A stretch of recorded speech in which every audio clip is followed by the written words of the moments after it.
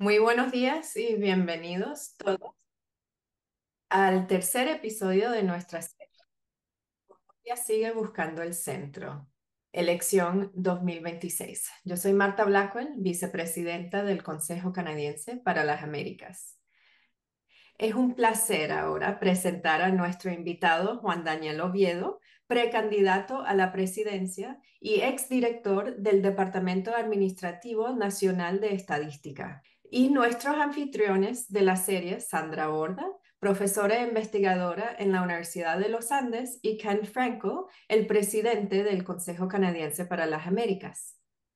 Y con eso le paso la palabra a Sandra para comenzar la conversación. Sandra. Hola, muy buenos días a todos. Muchas gracias. Marta, es un placer tenerlos con nosotros. Buenos días o buenas tardes, dependiendo la hora a la que estén viendo esta entrevista. Como saben, esta es la segunda temporada de una serie de conversaciones sobre el centro político en Colombia. La primera temporada fue hace 3 años, alrededor justamente de las elecciones presidenciales y elecciones al Congreso. Y hoy regresamos entonces en vísperas del proceso electoral colombiano con una discusión de nuevo sobre la naturaleza del centro político y sobre el futuro que le depara al centro político. Como nos acaba de contar Marta, tenemos como invitado el placer de conversar con Juan Daniel Oviedo.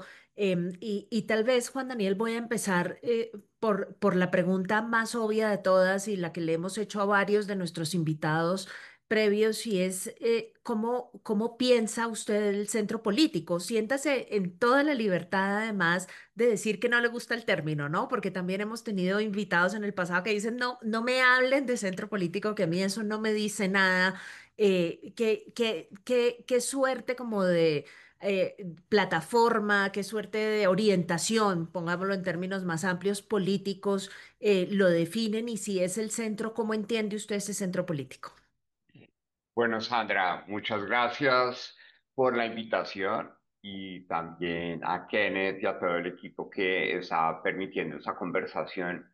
Muy emocionado de hablar de eso porque este es el gran tema de estas elecciones y es que a la gente en Colombia le da miedo decir que es de centro. ¿Sí? Una contradicción tremenda porque sabemos, la misma encuesta de cultura política de DANE establece que la posición ideológica mayoritaria de la población mayor de edad en Colombia es el centro. A veces fluctúa entre el 41 y el 45% en las zonas urbanas, que eso implica que la gente en Colombia pues quiere una política moderada, pragmática, que resuelva con los zapatos de Colombia, no con los de otro país o de otro planeta. Pero yo creo que el centro como tal ha sido, llamémoslo así, capturado por esa debilidad estructural que tenemos en nuestra sociedad. Y es que es muy difícil ponernos de acuerdo, muy difícil ponernos de acuerdo en causas comunes.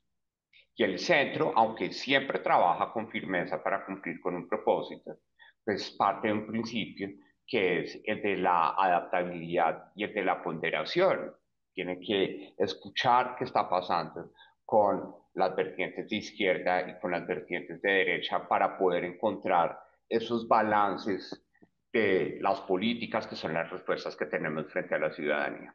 Y como el centro ha fracasado en esa capacidad de ponerse de acuerdo, es decir, de resolver ese problema estructural que tenemos como sociedad, que la misma encuesta de cultura política nos dice que prácticamente para el 45% de la gente en Colombia que vota es imposible ponerse de acuerdo en una causa común. Pues el centro se ha dejado viciar por ese error estructural de nuestra sociedad y no ha sido capaz de mostrarse como un centro que se pone de acuerdo, que es firme en sus decisiones de quién lo puede representar en un país extremadamente polarizado como el que estamos viendo en este momento. Entonces, yo concluyo, el centro sí existe, formó parte de él, el centro actúa con firmeza con un propósito que es sacar adelante ese país, pero también tiene límites morales, es pragmático, toma decisiones basadas con evidencia, pero no ha podido tener una representación política contundente precisamente porque no hemos sido capaces de ponernos de acuerdo de cómo vamos a llegar a ejercer la representación de esa posición mayoritaria de la población colombiana que vota en un país extremadamente polarizado por un problema estructural de desconfianza y esa dificultad de ponernos de acuerdo, que insisto, es la trampa que tiene al centro un poco con candidatos y candidatos a los que les da pena decir que son del centro.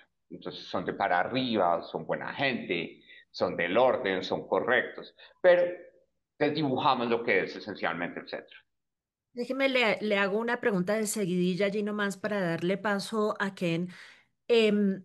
Digamos, hay como valores que se asocian con las posiciones de centro, ¿no? La moderación, la equidistancia, ¿no? No estamos ni en un extremo ni en el otro.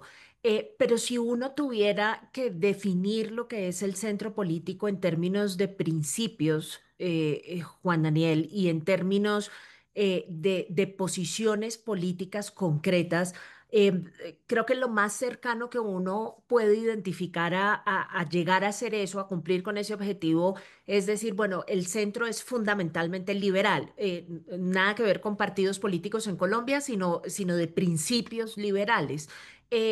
¿Cuáles creería usted que son esos principios básicos que deberían guiar una posición de centro o esas posiciones políticas concretas que deberían identificar a alguien de centro para que no sigamos en esta cosa de que lo que identifica el centro es que es tibio, que es moderado, que es como usted dice, decente, súper bien puesto, que es bien pensante, pero que no tiene, digamos, un acervo de ideas duras y concretas que quiera sacar adelante?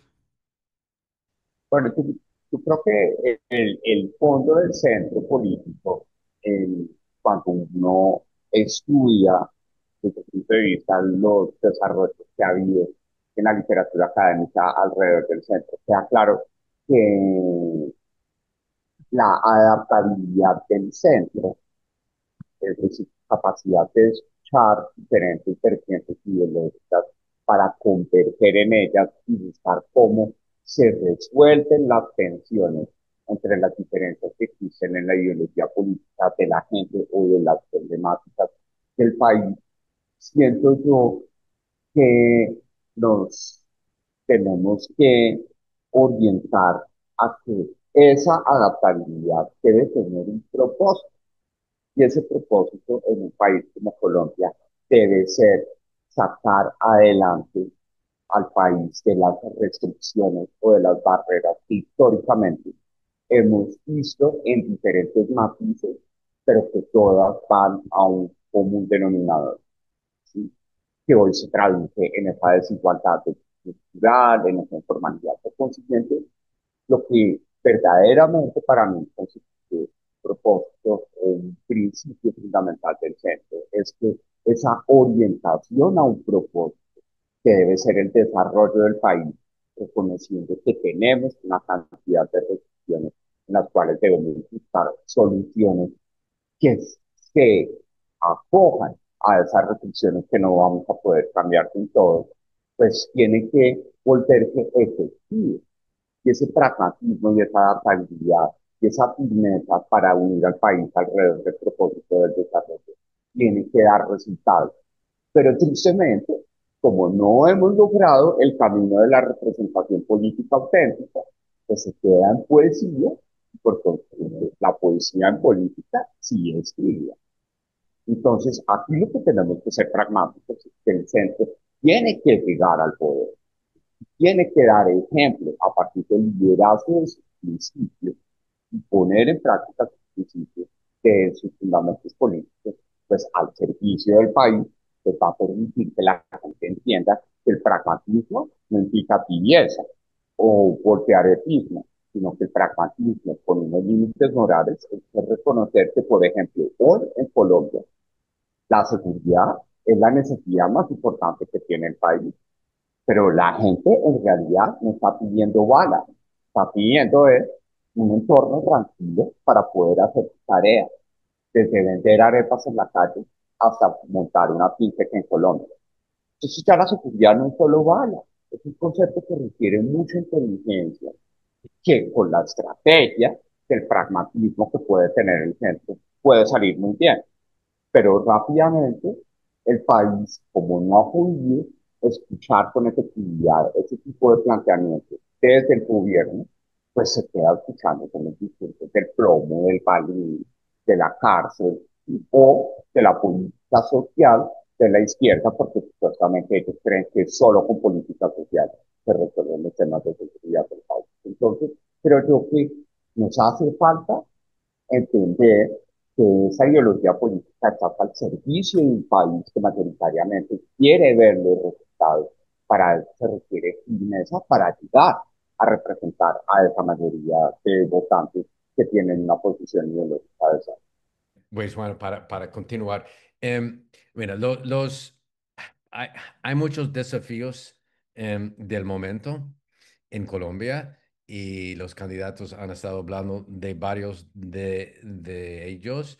Lo más sobresalientes ahora son de economía y seguridad, ¿no? Y luego vamos a hablar de desafíos a largo plazo también, porque entendemos que ese es un tema importante para ti también.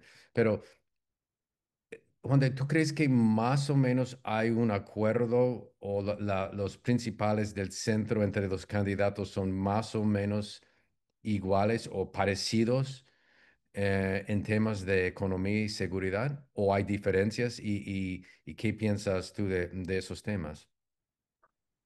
Bueno, Kenneth, yo creo que ahí tú tocas un punto muy interesante, eh, muy en línea con la respuesta que espero se haya escuchado algo de lo que le estaba respondiendo a Sandra, y es que hoy al país sí le está respirando en la nuca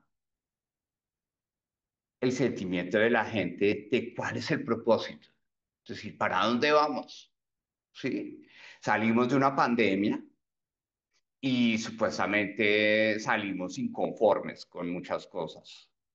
Y la sociedad se manifestó y pidió un cambio y se dio la oportunidad de una u otra forma, gustenos o no, para que una nueva forma política gobernara el país, y de ese cambio no se ha sentido desde una perspectiva mayoritaria las consecuencias de ese cambio de visión a la hora de gobernar.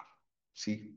Entonces, hoy, como tú lo mencionas, los temas de seguridad y economía a todos le están respirando en la nuca. ¿Sí? Porque hoy vivimos en un país en el que todos los agricultores del Huila están extorsionados, del Huila, ¿sí? Vivimos en un país en donde hay una región que parece una zona franca del ELN, que es el Catatumbo, una zona económica especial, donde no hay gobierno económico, sino que ellos definen las reglas. Entonces, rápidamente, seguridad y economía es lo que la gente dice, venga, no puede ser posible que a nadie le importen mis problemas, de que yo, si estoy haciendo la tarea y tengo una ferretería, pago impuestos, declaro IVA y también tengo que pagar una cuota de vigilancia voluntaria, estrictamente obligatoria, que es la extorsión. ¿Sí? La gente dice, pero ¿dónde está el Estado que me protege? Y por consiguiente, una de las advertencias que yo hago es que el discurso en materia de seguridad va a ser monotemático no solo para el centro, sino para las versiones de izquierda y de derecha, porque la gente va a querer alguna posición resolutiva en materia de seguridad, porque la gente de La Guajira, cuando fuimos allá en flota a La Guajira, y la gente dijo, acá no queremos ver al señor presidente, ¿sí? Porque nosotros aquí no estábamos viendo de forma contundente los resultados en materia de seguridad, y supuestamente que iban a resolver el tema de hambre y de agua y usaron esa plata para la corrupción. Entonces yo creo que el discurso del país, por ejemplo, en materia de seguridad, en la esencia va a converger a lo mismo. Por eso es que uno ve ya pluralidad de vertientes ideológicas hablando del plomo, ¿sí? Hablando de las cárceles, ¿sí?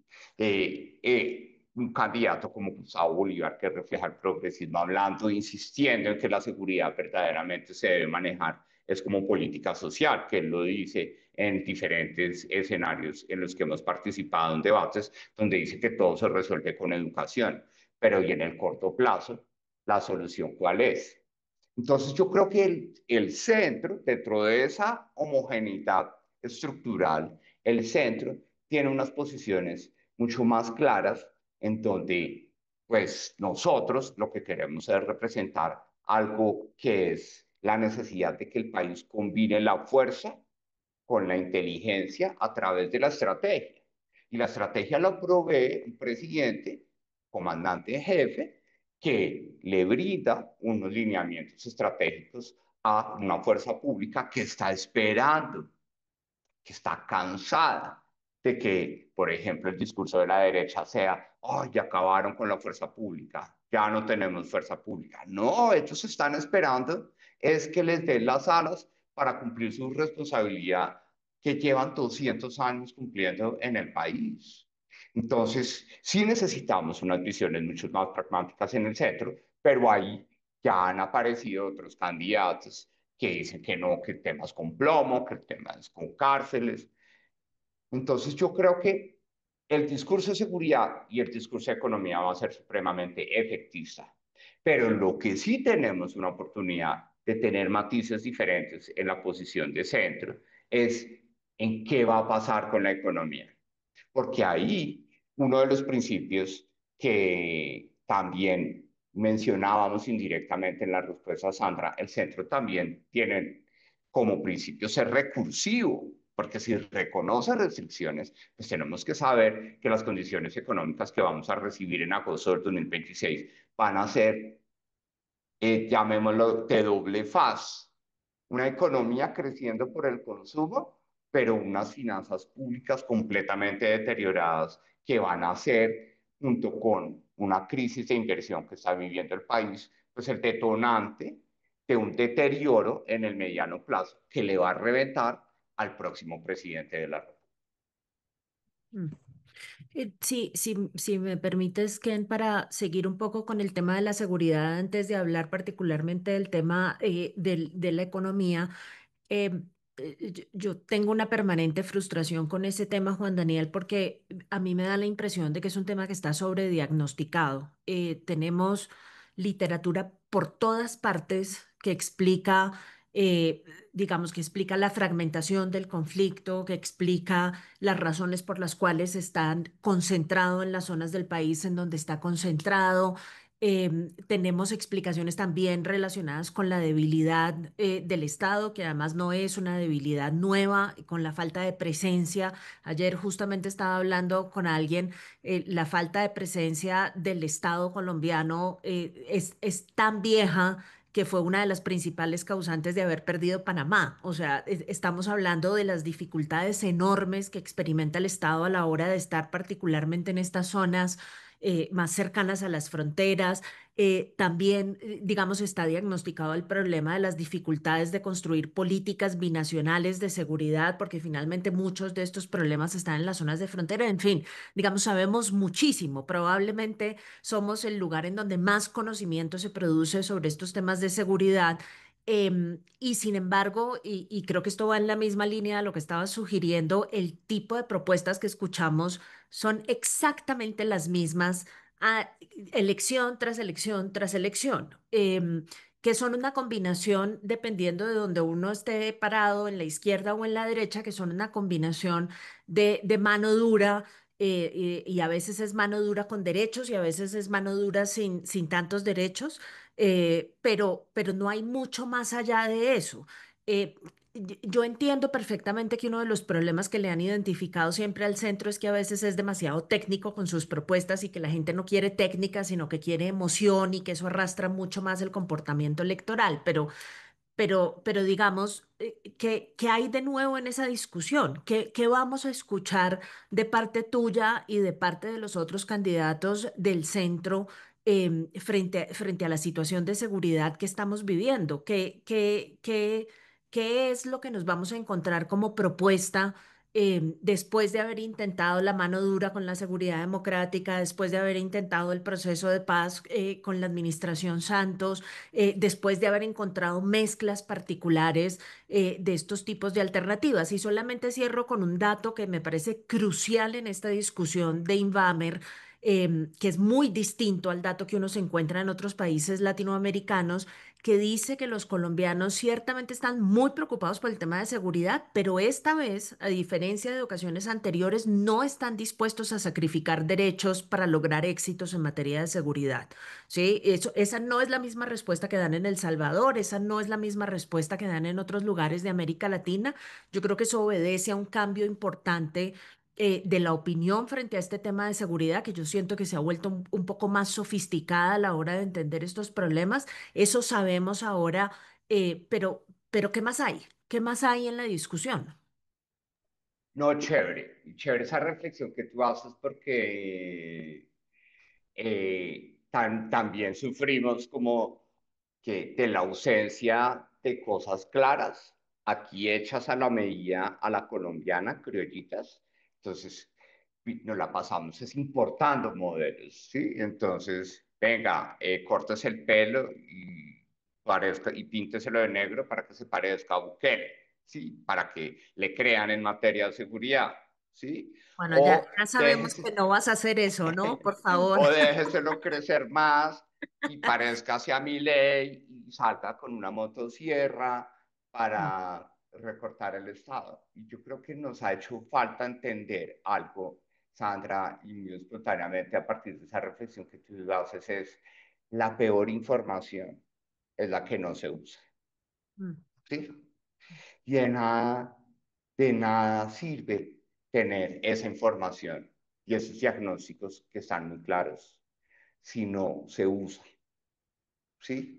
Y si no se usa, sobre todo con un propósito, y es el desarrollo. Y eso es lo que nosotros queremos llegar a plantear, y es entender que, ejemplo, como si fuera en una discusión académica, un ejemplo contundente para nosotros de decir que el centro político existe, que nosotros nos consideramos una voz dentro de los diferentes actores de ese centro político, que ese centro es pragmático y que ese centro reconoce restricciones y reconoce realidades, es que hoy tenemos que ser lo suficientemente claros con la ciudadanía que lo que tenemos hoy como criminalidad no es nada parecido a lo que teníamos en la época de la seguridad democrática o del acuerdo de paz.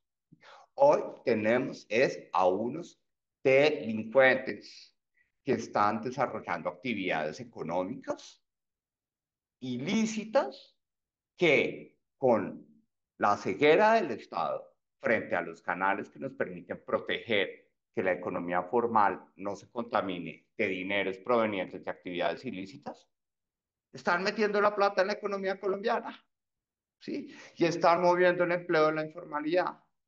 Entonces, hoy nosotros tenemos un entendimiento claro de que, claro que necesitamos fuerza en materia de seguridad, pero esa fuerza, para eso la tenemos. Quien la puede ejercer el respeto, como tú lo dices, pleno de los derechos humanos, porque es un deber constitucional de la fuerza pública hacer sentir protegido a todo el mundo, ¿sí? Desde los que son muy cercanos a la fuerza pública hasta quienes reconocen en la fuerza pública hoy un ejerce una fuente de violencia histórica porque la hemos visto en el país. Entonces necesitamos tener claro que la fuerza viene de una fuerza pública que respeta los derechos humanos, que recibe unas instrucciones claras de un presidente, comandante en jefe, para poder poner de una vez por todas en el centro de la política de la seguridad a la población civil, que además esté acompañado de un uso inteligente de toda esa información que hoy tenemos que profundizar aún más, porque tenemos observatorios de violencias muy precisos en ciudades como Bogotá, Medellín, Cali, pero por ejemplo, del eje cafetero. En la Universidad del Norte tenemos otro tipo de iniciativas. Pero, por ejemplo, hoy en el eje cafetero, el problema de seguridad es la guerra del Tusi. Y eso tiene unas gobernanzas y unos canales financieros y unos canales económicos muy distintos a lo que sucede en el Caquetá o lo que sucede en el Catatumbo o en el Chocó. Entonces, lo que nosotros sí queremos es poner toda esa información que genera la inteligencia militar y juntarla con la información que genera la inteligencia económica, porque hoy vivimos en la Colombia de los registros administrativos, en donde cualquier ciudadano, tarde que temprano, deja una traza en los sistemas financieros, de salud, de educación, y podemos conocer y cruzar toda esa información para saber verdaderamente cuáles son esos canales en los que la plata de actividades ilícitas de esos delincuentes que viven en zonas francas en Colombia, con la venia de ese gobierno, pues se está ingresando a la economía formal para cerrar esos canales y habilitar esas estructuras económicas, porque si son delincuentes que están acumulando plata, pues entonces quitándoles la plata los vamos a debilitar también. Entonces, esto requiere que seamos sensatos y concluyo respondiendo con una pregunta y es, ¿sabemos cuál es la visión, la misión y los objetivos estratégicos del Clan del Golfo? ¿Los tenemos claros como país? ¿Sabemos cuál es el propósito? Antes teníamos unos grupos, unas guerrillas que querían tomarse el poder de Colombia, que querían gobernar a su forma Colombia. ¿Sí? Tenían una posición ideológica, pero el Clan del Golfo quiere gobernar Colombia directamente. ¿Hay una ideología política o una forma de convivencia en Colombia que promuevan esos grupos ilícitos? No. Entonces tenemos que aterrizar claramente esos objetivos estratégicos y con esto definir con fuerza y con inteligencia a partir de la estrategia civil y militar y económica, pues ponernos en contra de esos delincuentes para que la gente pueda sentirse protegida de una vez por todas y sobre todo tranquila para hacer la tarea que es lo que quiere toda la gente en el país. Gracias, Wanda. En temas de la economía, ya hemos escuchado la izquierda, por decir, tiene unos modelos hasta cierto punto, ya entendemos lo que son. Y la derecha, por decir, ya entendemos más o menos, es economía clásica, hablan de quizás menos impuestos, más flexibilidad en el mercado laboral, etcétera, etcétera. Al fin de día ya entendemos la inequidad que hay en Colombia, ya entendemos la tasa de informalidad y la conexión entre informalidad y inequidad, etcétera, etcétera. Eres un economista de gran renombre, entonces, ¿qué ideas nuevas vas a traer esa campaña sobre la economía? Gracias por la pregunta, mira. Yo creo que más que ideas nuevas es un poco en línea con lo que decía Sandra, que me parece muy chévere. Tenemos que pasar de los diagnósticos. ¿Sí? Colombia es un país que sufre de sobrediagnóstico. ¿Sí? No podemos tolerar que la política considere a la informalidad un problema. ¿Sí? Porque la informalidad es la realidad de la economía. ¿Sí? Leámoslo desde la política. En democracia, nosotros creemos en una democracia de mayorías. ¿Cuál es la mayoría de gente que trabaja en Colombia? Los informales. ¿Sí? Entonces, venir a decir que la informalidad es un problema que hay que desaparecer, quítenlos de las calles. ¿Sí? Y por favor, no coman arepas de huevo en la calle, en la costa. O por favor, persigan a todos los mototaxistas de Colombia, ¿sí? O acaben con todos los conductores de Uber porque es ilegal, ¿sí? Ya nos hemos dado cuenta, caso específico, de 10 años completos de una sociedad cuyo gobierno no ha sido capaz en estos 10 años de sacar una legislación que regule el mototaxismo en Colombia, ¿sí? Que es de iniciativa gubernamental, porque hoy el transporte es un servicio público en Colombia y por consiguiente tiene un poder muy importante el Ejecutivo a la hora de establecer esas condiciones. Entonces, algo de nuevo que traemos es, no señor, la informalidad no es un problema, es una realidad y necesitamos conversar con esa informalidad, porque seguir hoy en lo que hoy estamos viviendo y nos está respirando en la nuca, en un gobierno que dice, no, tenemos que empezar a subir las tarifas impositivas y tenemos que irnos a la moda de los países nórdicos, de los impuestos saludables, y generar más impuestos, más progresividad en la tasa de renta de personas naturales. Eso solo se está aplicando sobre el 40% de la economía.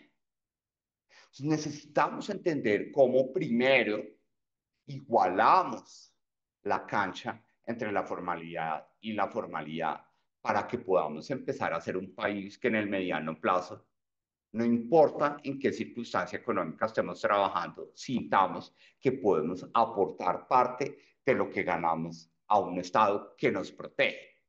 ¿Sí? Entonces, si la informalidad no es un problema, la visión de la formalidad que nosotros queremos plantearle a Colombia no es la de los impuestos, la de los registros de Cámara de Comercio, sino una formalidad que está preparada para dar beneficios a quienes quieran formar parte de ella.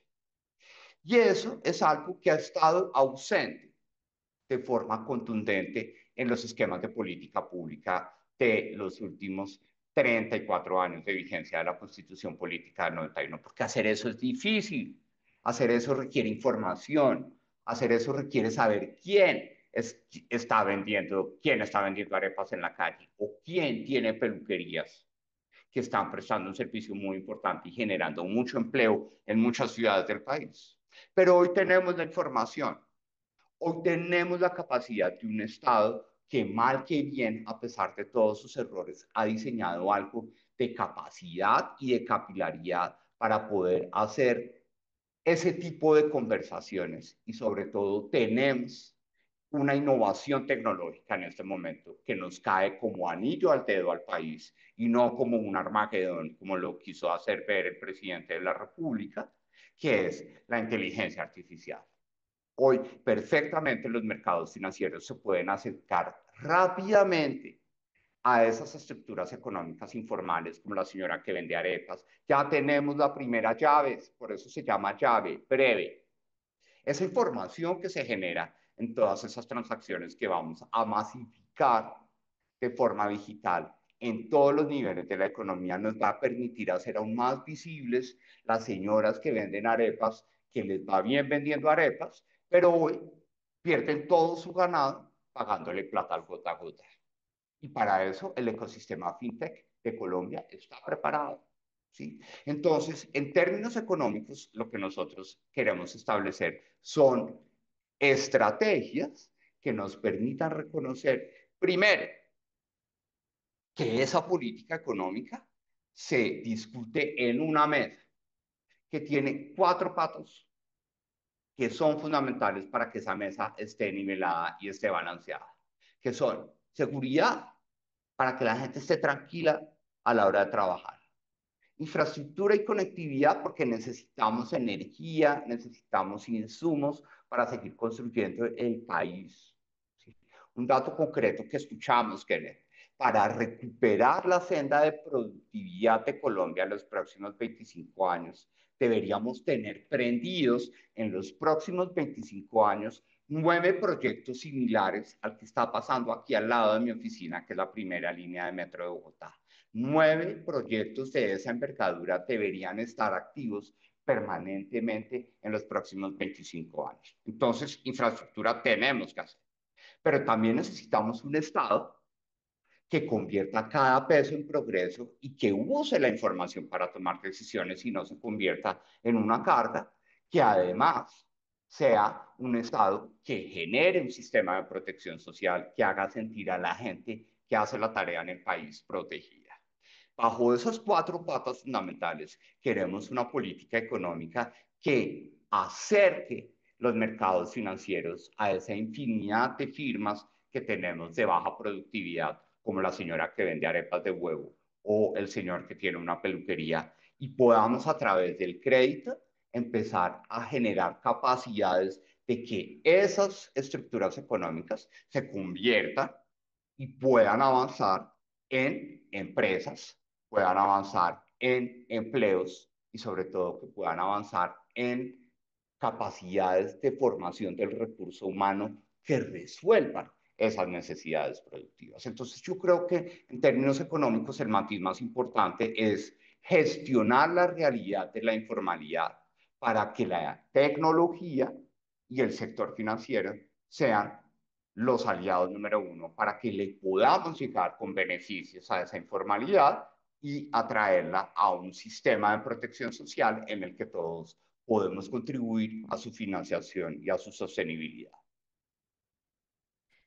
Em, Tengo la tentación de empezar de una vez con mi tema de política exterior porque siempre se me quedan los últimos 5 minutos y sin mucha elaboración, pero Empieza de una, Sandra, no, ya. porque es que no me puedo resistir a hacer una follow-up a esto, a este tema económico, Juan Daniel, porque creo que hay una cosa que muy pocos candidatos han reconocido y es el hecho de que, digamos, son dos problemas conectados, el problema de la desigualdad y particularmente lo que significa esa desigualdad para la población joven del país, los que finalmente terminaron por llevar a Petro a la presidencia. Y si uno mira con mucho cuidado las cifras de la OECD sobre los famosos ninis en Colombia, rápidamente se da cuenta que la condición de los jóvenes que no tienen acceso al trabajo ni a la educación en Colombia no ha mejorado sustancialmente en este gobierno.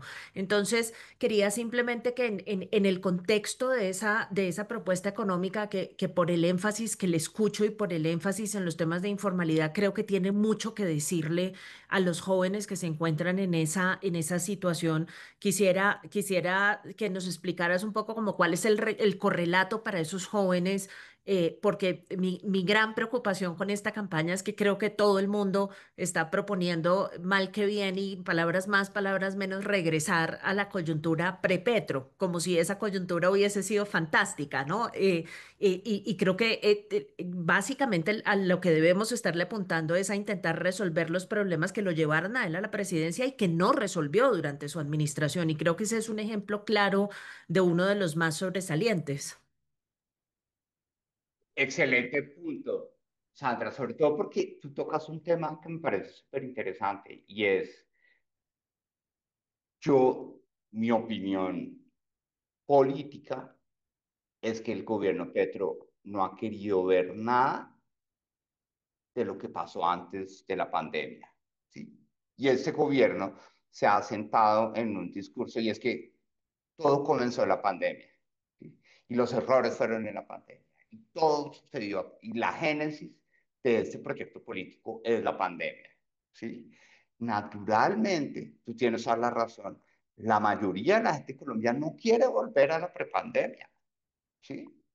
Quiere tener una solución clara y ese es el sentimiento de los jóvenes, que tristemente hoy, con la oportunidad que hemos tenido de recorrer más de 6.114 kilómetros del país en flota y conversar con muchos jóvenes, ellos dicen, estamos peor que en ese momento. Es decir, ellos sí están en una situación terrible, porque ellos se sienten peor que en 2019, ¿sí? Cuando salieron en noviembre a manifestarse en contra del gobierno.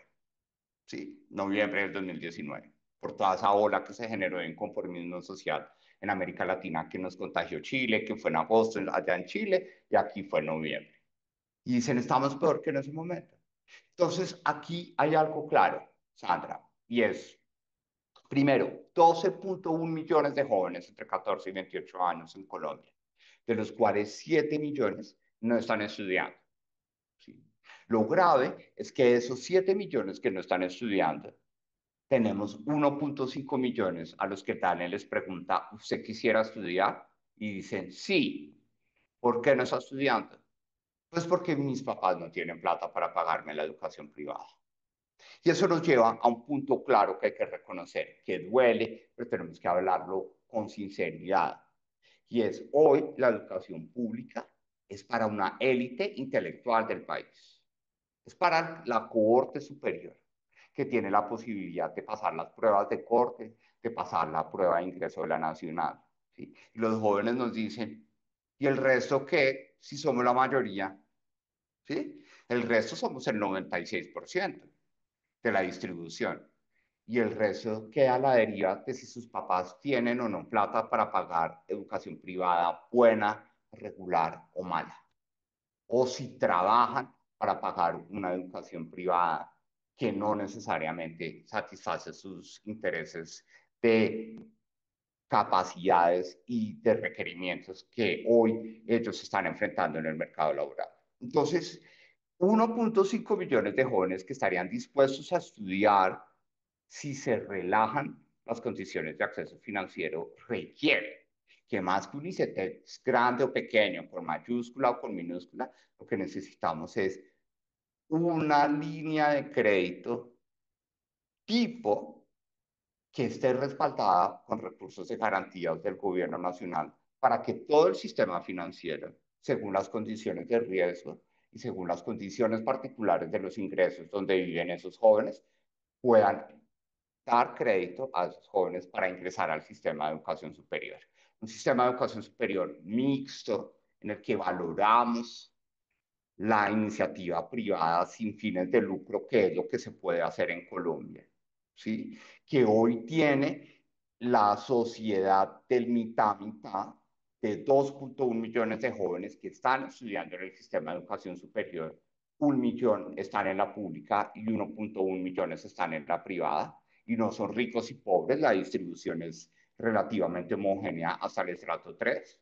Eso significa que tenemos que trabajar en equipo también con la educación privada para que podamos, concluyo, de una vez por todas, tener un sistema de educación después del bachillerato mucho más flexible, en el que tengamos a las universidades certificando competencias, oficios o habilidades que le permitan al sector empresarial tener respuestas concretas en materia de competencias de los jóvenes que estamos formando, pero también que le permitan a los jóvenes, que hoy hay algunos que no quieren estar 5 años en la universidad, tener trayectorias cortas que les permitan ser autónomos económicamente y, ¿por qué no empezar a sacar adelante sus proyectos de vida y sus proyectos familiares? Entonces, sí necesitamos una conversación muy clara en materia de educación financiada, y esa financiación es factible porque ya existen modelos internacionales exitosos como en el Reino Unido, en Australia, en México,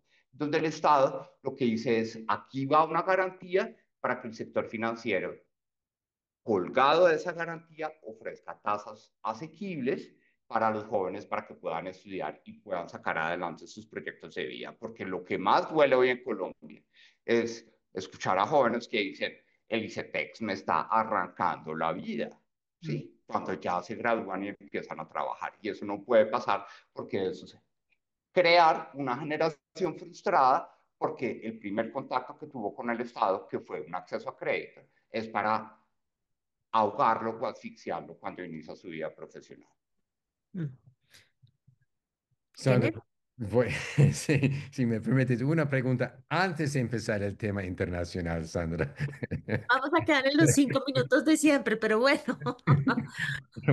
Wanda, coincidimos tú y yo la semana pasada en la asamblea de Andy, ¿no? En Cartagena. Y la cosa que me impresionó mucho de tus intervenciones en esa asamblea es que fuiste el único que yo recuerdo en hablar de problemas más allá de problemas del momento, pero problemas estructurales que vienen en el mediano y largo plazo. ¿Quieres hablar un poco de esos desafíos y cómo tratarías los temas y los desafíos que vienen? Excelente, Kenneth. Y sí, quiero hablar de eso en el sentido de que, como ustedes lo han escuchado, el centro no vuelve atrás. El centro aprende de lo que hubo atrás, ¿sí? Para garantizar que hacia adelante podamos tener esa firmeza de decir al país que a través del desarrollo somos capaces de resolver los problemas. ¿Sí? Y eso se traduce en un pragmatismo que para el centro y para mí es supremamente costoso que hoy en Colombia estemos en una peleadera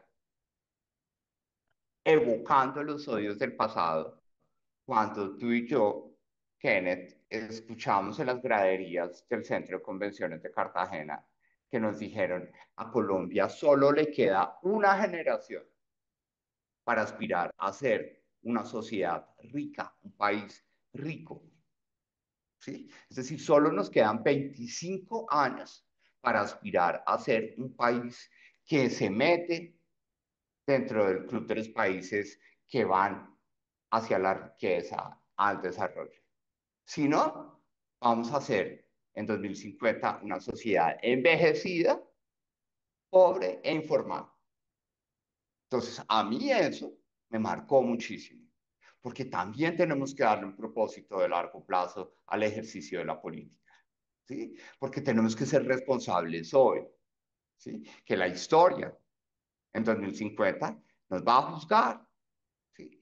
Y va a decir cuándo se tomaron las decisiones para que verdaderamente aprovecháramos las oportunidades y Colombia se metiera en el país o en el club de los países que resuelven su desigualdad a partir del desarrollo.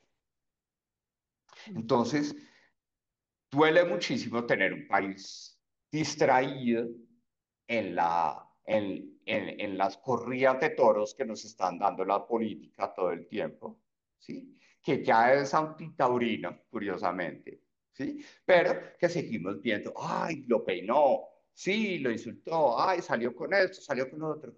Y que el tema de reconocer la informalidad como una realidad y que el tema de reconocer que hoy tenemos delincuentes con zonas económicas especiales y que el tema de que no hemos avanzado, el país dejó de invertir en tecnología. El peso del sector TIC en nuestro PIB se redujo en la última década cuando deberíamos estar incrementando. Entonces, ahí es donde uno dice, en largo plazo, y ese llamado de atención a que solo nos quedan 25 años, es decir, en 2050, ¿sí? Debería unirnos para decir, venga, definamos cuál es la carretera para allá. Pero ¿saben qué es lo triste? Que el gobierno anterior dejó una carretera. Hay una visión 2050 construida por el DNP, el BID y la CAP, que se entregó días antes de cerrar el gobierno anterior. ¿Quién habla de eso hoy? Nada. ¿Sí? Hoy todo el mundo está escandalizado por las tasas de fecundidad y hay gente que está diciendo, a ver, me preguntan y me dicen, ¿usted por qué no está proponiendo incentivos para que hayan más niños? ¿Sí? Cuando ya sabemos que es un problema estructural de la sociedad que no va a cambiar, que tenemos que adaptarnos a él y que tenemos que acelerar la creación de empleo formal y nuestra visión de un sistema de protección social, porque ya vienen las enfermedades crónicas, ya viene el mayor costo del sistema de salud, ya viene la necesidad no solo de que hablemos con los empresarios para que le demos empleo a los jóvenes, sino a los cuarentones, cincuentones, sesentones. ¿Sí? Porque en un país en el que solamente una de cada cuatro personas tiene derecho a una pensión, no podemos esperar que a punta de una reforma mágica a todos les llegue la pensión. Tenemos que aprovechar que la longevidad hoy le puede permitir a muchas personas que me he encontrado en Bogotá estos 3 días de 60 años que dicen, yo no tengo pensión, me siento hábil para trabajar, me siento apta para trabajar y me discriminan porque soy vieja. ¿Sí? Entonces necesitamos entender que esas realidades de largo plazo ya nos están respirando en la nuca en el corto plazo y tenemos que buscar cómo usamos eso propositivamente para concentrarnos y enfocarnos, ¿sí? Como cuando uno estaba en la universidad y ya era el día antes del parcial, como, bueno, ahora sí, juiciosos, a estudiar y a poder resolver y responderle al país, porque tenemos un país que verdaderamente necesita una respuesta alrededor de esas realidades. Y yo tratando de convencer a mis estudiantes de que no dejen todo para última hora, mira.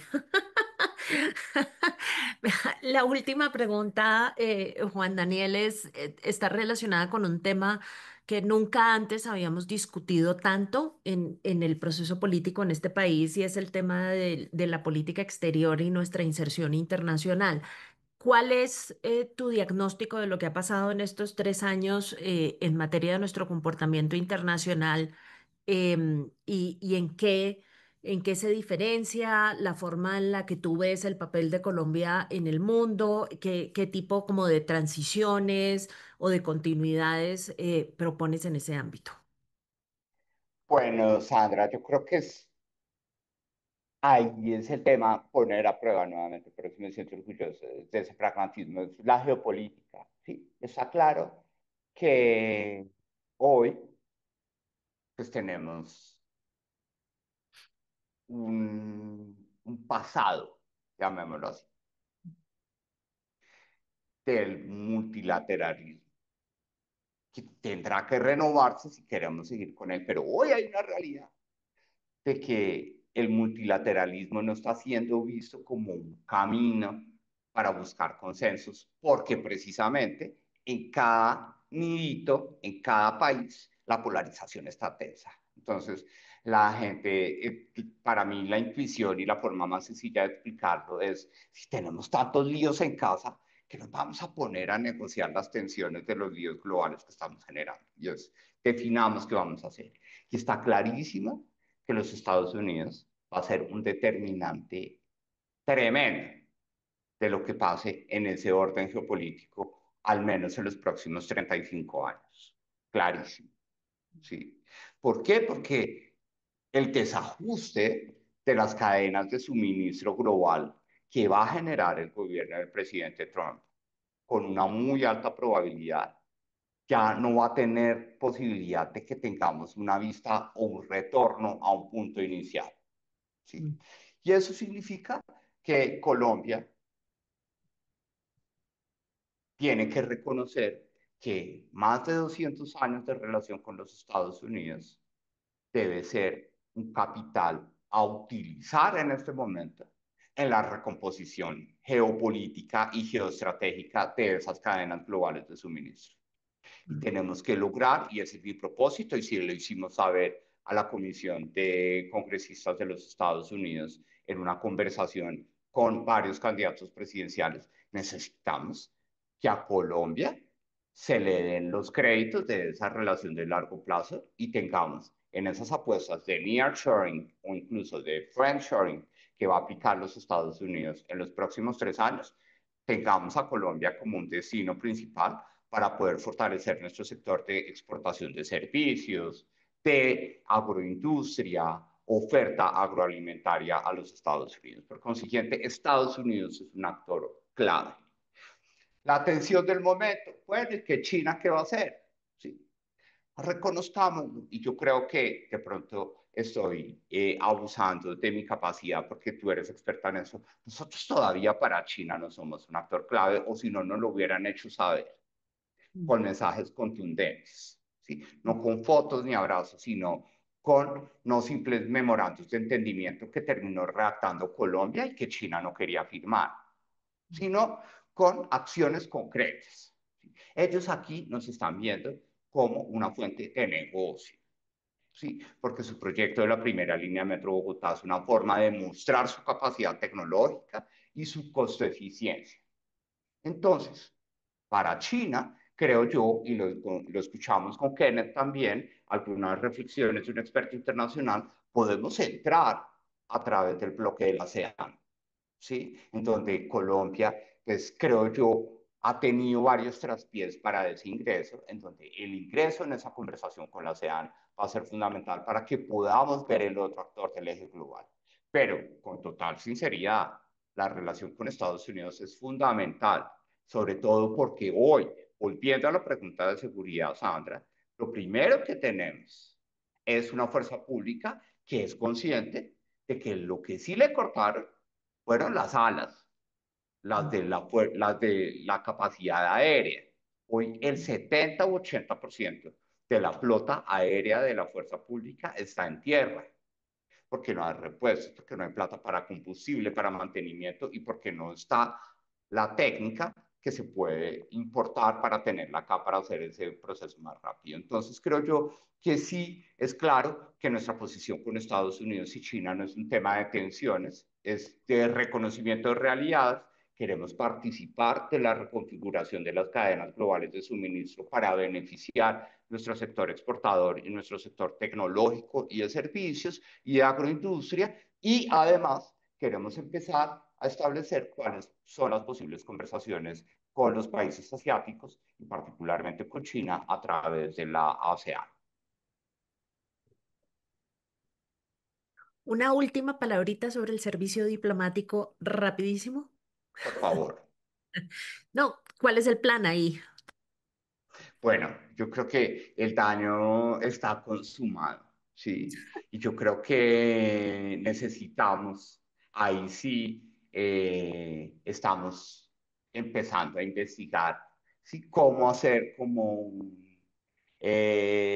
un refrescamiento de toda la infraestructura que está detrás de la carrera diplomática para saber cómo podemos, a pesar de todas estas dificultades, empezar a reconfigurar un servicio diplomático que nos represente y sobre todo que cumpla con un deber fundamental y es el de representar los intereses de un país que necesita tener conversaciones asertivas con el resto del mundo y no tanto como un sistema de amiguismo o de repechaje o de reciclaje o de premio para un sistema político que ya definitivamente no aguanta más la contaminación que tiene el servicio diplomático. Así que nuestro propósito es que nuevamente ese pragmatismo nos permita tener una evaluación clara de cómo podemos rápidamente dar luces de que verdaderamente la carrera diplomática en Colombia paga